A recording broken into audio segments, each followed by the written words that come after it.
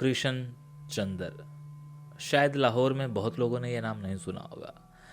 प्रख्यात उपन्यासकार कृष्ण चंद्र को भले ही आज लाहौर याद नहीं करता हो, मगर वह इसी शहर में 23 नवंबर 1914 को जन्मे थे। शिक्षा, दीक्षा, परवरिश और लेखन की शुरुआत सब कुछ लाहौर को ही समर्पित करते रहे कृष्ण चंद्र। अक्सर कहा करते थे, मेरी पीढ़ी के लोगों के लिए लाहौर को भूल पाना नामुमकिन है। यह हमारे दिल में एक हीरे की तरह चमकता है। मैं इसे रूह की खुशबू मानता हूँ। कृष्ण यद्यपि विशुद्ध लाहौरी थे, मगर उनका परिवार भरतपुर में जा बसा, जहाँ उनके पिता एक डॉक्टर थे। पुश्तैनी रिश्ते पाकिस्तान के साथ जिला गुजरांवाला के वजीराबाद शहर से जुड़े हुए थे। वैसे इस लेखक के बचपन का कुछ अरसा पुंछ कश्मीर से भी जुड़ा रहा, जहां उनके पिता कुछ वर्ष महाराजा पुंछ के सरकारी चिकित्सक के रूप में नियुक्त हुए थे।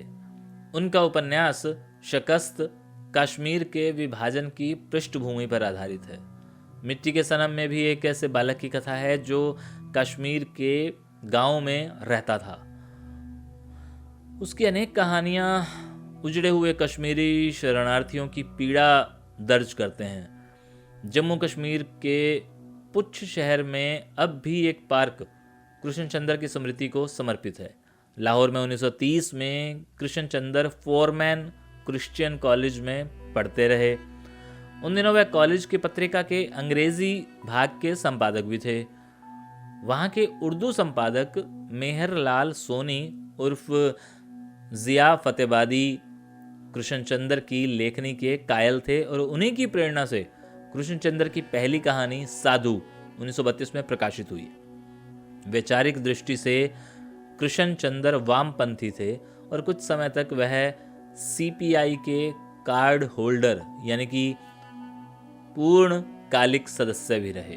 बंगाल के अकाल और भारत विभाजन के मध्य घटी पार्श्विक घटनाओं ने लाहौर के इस लेखक की रचना शैली पर गहरा असर डाला और सबसे बहुचर्चित और नायाब इनकी एक किताब थी एक गधे की आत्मकथा।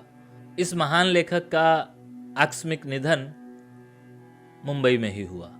अंतिम समय में भी वह अदब बराए बतख नामक अपनी एक कृति के लेखन में व्यस्त थे। कुछ ऐसे नाम भी हैं जो दोनों मुल्कों में उतने मशहूर नहीं हैं, लेकिन कहीं ना कहीं वो अदीबों की फहरिस्त में शामिल है, जिनका कहीं ना कहीं कंट्रीब्यूशन है। जैसे इसमें डॉक्टर चंद्र त्रिखा ने ये लिखा है कि लाहौर शायद उन्हें याद ना करता हो। बिल्कुल, शायद उन्हें लाहौर याद ना करता हो, लेकिन लाहौर वालों को अब पता चल जाएगा कि कितने सारे लोग थे जो हिंदुस्तान चले गए। उन्हीं में हमारे कृष्ण चंद्र भी थे।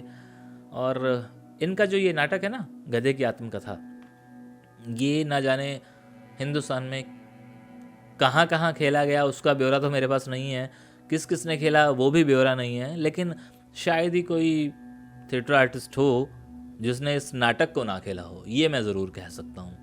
तो